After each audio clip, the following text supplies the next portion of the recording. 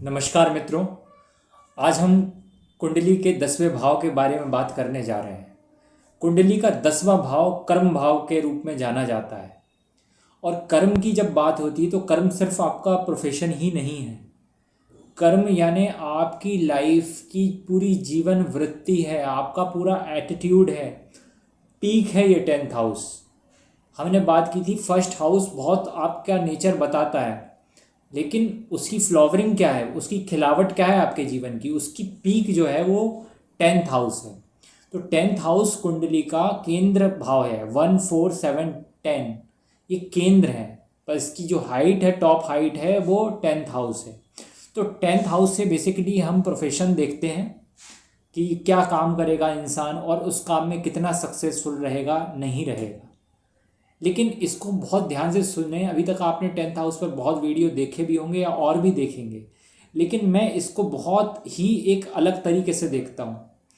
देखिए, 10th house से just opposite जो हाउस है वो 4th हाउस है, जो कंफर्ट का है, आराम का है, मोक्ष त्रिकोण का है। और ये जो हाउस है, ये जो है जस्ट अपोजिट है कंफर्ट से। इसलिए आपकी लाइफ में आपकी जो दौड़ भाग है वो भी 10th हाउस है। कर्मा जो हम कहते हैं ना, ये कर्मा है एक्चुअली, कि कोई व्यक्ति जीवन में कैसे कर्म करेगा। सिर्फ आप इसको प्रोफेशन ही मत देखिए। वो कर्म अच्छे करेगा, बुरे करेगा, फॉल डाउन होगा, राइज होगा, उसकी लाइफ जर्नी जो है वो अगले जन्मों तक कहाँ लेके जाएगा, वो अपने जन्म को कैसे, उसके प्रारब्ध हैं और कैसे वो आगे बढ़ रहा है, ये सब आप 10th हाउस से देख सकते हैं। इसके साथ ही ये फादर का कुटुंब है, क्योंकि 9th से 2nd है, और मैरिज का सुख है, क्योंकि 7th से 4th है।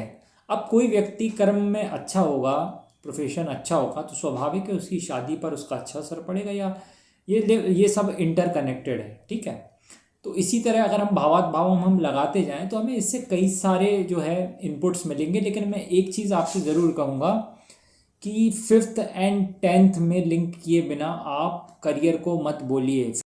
5th पुलिस का है और 10th प्रोफेशन का है, लेकिन इनका रिलेशन आप ज़रूर देखिए। अगर इनमें संबंध अच्छा बन रहा है तो इंसान कॉलेज में जो पढ़ेगा वही वो काम बहुत अच्छा करेगा। अब हमने अभी हाल ग्रहों की बात नहीं की, लेकिन ग्रहों की अगर हम चर्चा करेंगे तो हम देखेंगे बाद में कि कैसे अलग अलग ग्रह इंसान का जीवन अलग अलग तरीके से प्रभावित करते हैं, उसका कर्म अलग अलग तरीके से प्रभावित करते हैं। उदाहरण के लिए अगर सूर्य 10th हाउस में आ जाएगा तो सूर्य आने से, क्योंकि सूर्य जो है अथॉरिटी है, जब हम ग्रहों को पढ़ेंगे अलग से तो हम पढ़ेंगे सूर्य अथॉरिटी हैं, तो ऐसा इंसान बहुत अथॉरिटी चाहेगा लाइफ में। और यहीं बुध हैं तो ऐसा व्यक्ति अच्छा बोलना चाहेगा लाइफ में, वाणी का प्रयोग ज़्यादा करना चाहेगा। ठीक है। गुरु हैं तो वो एक तरीके ज्ञानी बनना चाहेगा सब लोगों के बीच में। ठीक है। ऐसे हम 10th हाउस के सिग्निफिकेंस देखते हैं। इसके साथ ही अगर ये 4th से अपोजिट है तो हमेशा ये हाउस के कारण आप कंफर्ट खोएंगे अपना। अब समझिए एक इंसान क्या चाहता है। एक इंसान यही चाहता है ना कि नहीं, उसको सिर्फ खाना पीना और आराम की ज़िंदगी नहीं चाहिए, उसको बहुत कुछ अचीव करना है लाइफ में। तो ये एक लिमिट तक ठीक है, पर हमारे शास्त्रों में कर्म को भी जाल बताया गया है। ठीक है। कर्म जाल, कई प्रार्थनाएं ऐसी आती हैं जिसमें ऋषियों ने ये प्रार्थना की है कि कर्म जाल से, हे भगवान हमको कर्म जाल से मुक्ति दिलाइए। आदि शंकराचार्य ने तो कर्म को प्रॉब्लम बताया, उन्होंने ज्ञान को ही मुक्ति बताया है। ठीक है। इसलिए मैं एक और चीज़ मानता हूँ और मैं समझता हूँ कि 10th house is also cause of your problems and your like lack of peace. अगर आप अशांत हैं जीवन में तो आप एक तरीके से 10वें हाउस से, अगर आपको देखना है कि कोई व्यक्ति अपनी लाइफ में कैसे अशांत हो रहा है, उसकी प्रोसेस क्या है, तो आप समझिए कि 10th हाउस। क्योंकि हर व्यक्ति स्पिरिचुअल अवेयर है नहीं कि वो एक संतुलित कर्म करे। उसको थोड़ा मिलता है तो वो और के पीछे भागता है, और के पीछे भागता है। इसलिए 10वां हाउस एक रूट भी है उसकी अशांति का, 4th से अपोजिट है ना।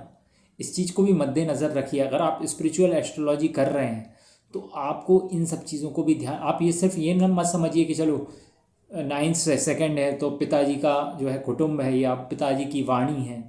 ठीक है। आप ऐसे भी देख सकते हैं भाई। अगर हम देखेंगे कि ये फिफ्थ से सिक्स्थ है, ठीक है। तो हम ये देखें ना कि इंसान अपनी कई बार हायर स्टडीज़ कई बार उसकी क्यों मिस हो जाती है। फिफ्थ तो स्टडी थी, नाइन्थ हायर स्टडीज़ है, पर वो जो साइकिल है वो कई बार नौकरी के कारण टूटता है, फिर उसको कमाना है, ठीक है। धर्म अर्थ काम मोक्ष, ठीक है, अर्थ आ गया ना। तो ये फिफ्थ का सिक्स्थ है, ठीक है। ऐसे ही ये अगर हम देखें तो थर्ड से एट्थ है, ठीक है। तो आपके सिबलिंग्स की जो डेथ अगर किसी का भी देखना हो किसी के चार्ट में, कई बार ऐसे अनफॉर्चुनेटली ऐसे केसेस आते हैं, जीवन मरण है, तो ये थर्ड से एट्थ है, ठीक है। आपकी कम्युनिकेशन डिवाइस से भी एट्थ है, तो कैसे टूटती हैं, क्या होता है, ऐसे भी आप देख सकते हैं इसको। और भी बहुत सारी चीज़ें हैं, जैसे सेकंड से नाइन्थ है, ठीक है। तो इसलिए एक बुक में मैंने ये भी पढ़ा था कि ये भी मंत्र का हाउस है। यूँ तो फिफ्थ को माना जाता है, लेकिन सेकंड यानी वाणी, वाणी से नाइन्थ है ये। इस हिसाब से देखें तो ये कहीं ना कहीं मंत्र शास्त्र से जुड़ा हुआ है, क्योंकि सेकंड अगर वाणी है तो उससे नाइन उसका धर्म है ये, ठीक है। कौन कितनी अच्छी वाणी बोलेगा ये हम यहाँ से ले सकते हैं, किसकी वाणी कितनी, कहते हैं ना सरस्वती बैठी थी, तो ये अगर अच्छा होगा तो आपकी वाणी बहुत ट्रू हो सकती है, ठीक है। सेकंड से नाइन्थ अगर आप धार्मिक बोलना चाहते हैं तो ये अच्छा होना चाहिए, ठीक है। इस तरीके से हम इन सब चीज़ों को देखते हैं।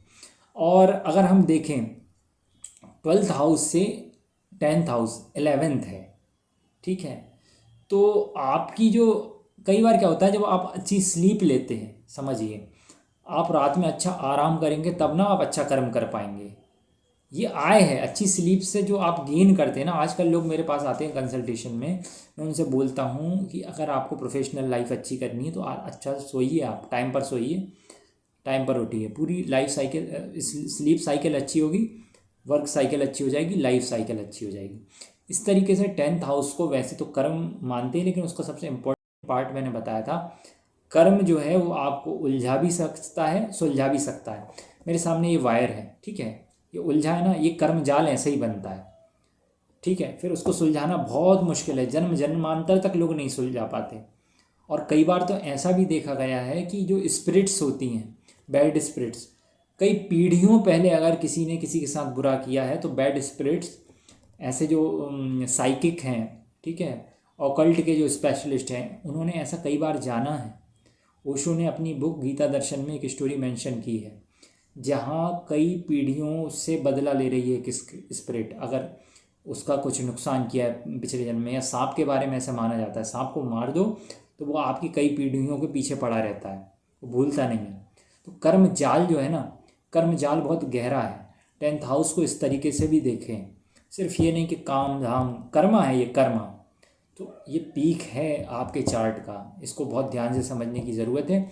आज इतना ही, हम फिर कभी इसके बारे में और बात करेंगे, क्योंकि हर हर हाउस के बहुत सारे एस्पेक्ट्स हैं देखने के।